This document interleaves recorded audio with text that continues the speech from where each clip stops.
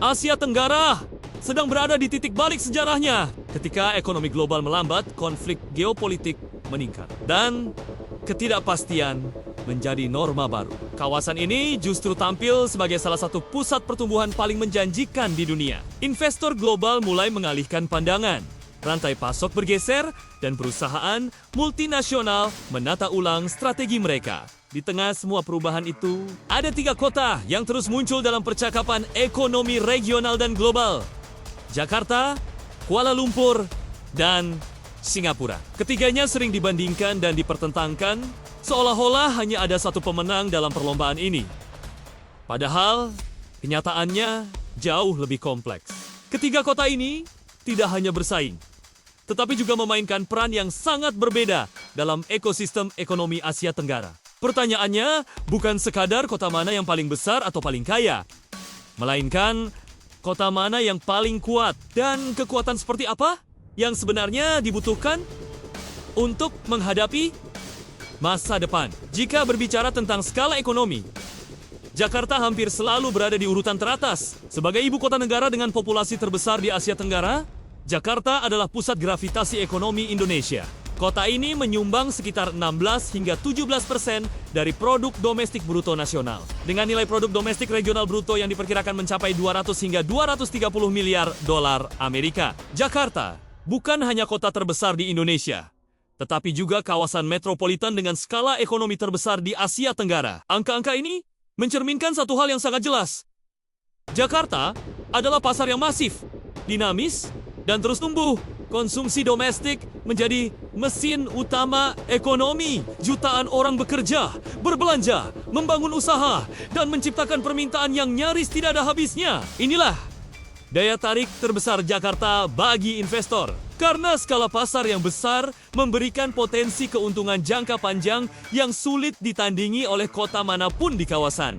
Namun, skala besar juga membawa tantangan. Kepadatan penduduk, kemacetan, tekanan infrastruktur, serta kompleksitas birokrasi membuat kekuatan Jakarta tidak selalu mudah dimanfaatkan secara optimal. Kekuatan Jakarta terletak pada volume dan potensi, bukan pada efisiensi sempurna. Disinilah perbandingan dengan Kuala Lumpur dan Singapura menjadi menarik. Kuala Lumpur beroperasi pada skala yang berbeda, dengan produk domestik regional bruto di kisaran 100 hingga 120 miliar dolar Amerika. Ukuran ekonominya memang lebih kecil dibandingkan Jakarta, tetapi perannya dalam struktur ekonomi Malaysia sangat sentral. Kuala Lumpur adalah pusat keuangan, pemerintahan, dan bisnis nasional yang dirancang untuk stabil, terkelola, dan relatif efisien. Berbeda dengan Jakarta yang digerakkan oleh pasar domestik raksasa, Kuala Lumpur menawarkan keseimbangan. Biaya operasional di kota ini lebih rendah dibandingkan Singapura. Sementara infrastruktur, kepastian hukum, dan stabilitas kebijakan dinilai lebih baik dibandingkan banyak kota berkembang lainnya. Hal ini membuat Kuala Lumpur sering dipilih sebagai basis regional bagi perusahaan yang ingin mengelola Asia Tenggara tanpa menanggung biaya terlalu tinggi. Sementara itu, Singapura berada di kelas yang benar-benar berbeda. Singapura bukan hanya sebuah kota, melainkan juga sebuah negara. Dengan produk domestik bruto nasional yang melampaui 500 miliar dolar Amerika, Singapura secara nilai absolut melampaui Jakarta dan Kuala Lumpur. Namun, perbandingan ini harus dipahami dalam konteks yang tepat. Singapura tidak memiliki pasar domestik yang besar, penduduknya relatif sedikit, dan kekuatannya tidak berasal dari jumlah konsumen, melainkan dari efisiensi, kepercayaan, dan konektivitas global. Hal ini tercermin jelas pada indikator kesejahteraan dan GDP per kapita. Singapura mencatat GDP per kapita di kisaran 80 hingga 85 ribu dolar Amerika, sejajar dengan negara-negara maju. Kuala Lumpur berada di kisaran 30 hingga 35 ribu dolar, sementara Jakarta di kisaran 20 hingga 23 ribu dolar. Angka-angka ini mencerminkan tingkat nilai tambah ekonomi, produktivitas, dan kualitas hidup. Struktur ekonomi masing-masing kota menjelaskan perbedaan jalur perkembangan mereka. Jakarta didorong oleh sektor jasa, perbankan, perdagangan, logistik, dan ekonomi digital. Indonesia kini memiliki ekonomi digital terbesar di Asia Tenggara dengan Jakarta sebagai pusat ekosistemnya. Namun, struktur ini juga membuat Jakarta sensitif terhadap fluktuasi konsumsi domestik. Kuala Lumpur memiliki struktur ekonomi yang lebih seimbang. Selain jasa dan keuangan, kota ini masih memiliki keterkaitan kuat dengan sektor manufaktur bernilai menengah.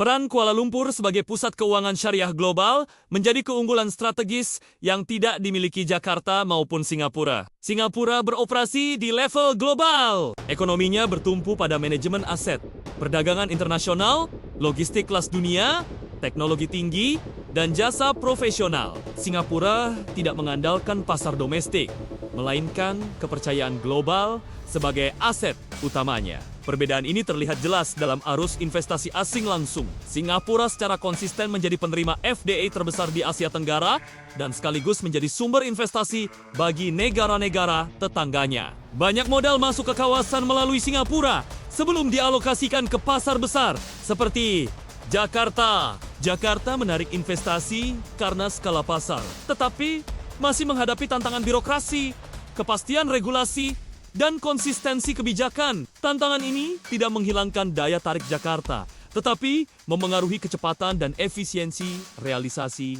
investasi. Kuala Lumpur menawarkan alternatif dengan stabilitas politik relatif dan biaya operasional yang lebih rendah. Tidak sedikit perusahaan multinasional menerapkan strategi pembagian fungsi. Operasi pasar difokuskan di Indonesia, sementara manajemen regional dan fungsi pendukung ditempatkan di Kuala Lumpur atau Singapura. Model ini mencerminkan cara baru memandang Asia Tenggara sebagai jaringan kota yang saling melengkapi. Persaingan juga terjadi di ranah kebijakan. Insentif pajak, kemudahan perizinan, dan fleksibilitas regulasi menjadi kunci. Singapura unggul dalam kepastian sistem, Malaysia menawarkan tarif kompetitif dan stabilitas, sementara Indonesia melalui Jakarta mulai agresif melakukan reformasi. Faktor biaya hidup, produktivitas tenaga kerja, perubahan pola kerja global, serta perkembangan properti, data center, dan ekonomi digital semakin mempertegas peran masing-masing kota. Di balik peluang, terdapat risiko politik, regulasi, dan lingkungan yang harus diperhitungkan secara matang. Jika ditarik ke jangka panjang, pertanyaannya bukan siapa yang unggul hari ini, melainkan siapa yang paling siap 10 hingga 20 tahun ke depan. Jakarta memiliki keunggulan demografi. Kuala Lumpur menawarkan stabilitas regional dan Singapura tetap menjadi simpul arus modal global. Pada akhirnya, tidak ada satu jawaban tunggal. Jakarta adalah mesin pertumbuhan, Kuala Lumpur adalah penyeimbang yang stabil, dan Singapura adalah pusat kendali dan konektivitas global. Bersama-sama, ketiganya membentuk fondasi kekuatan Asia Tenggara di masa depan.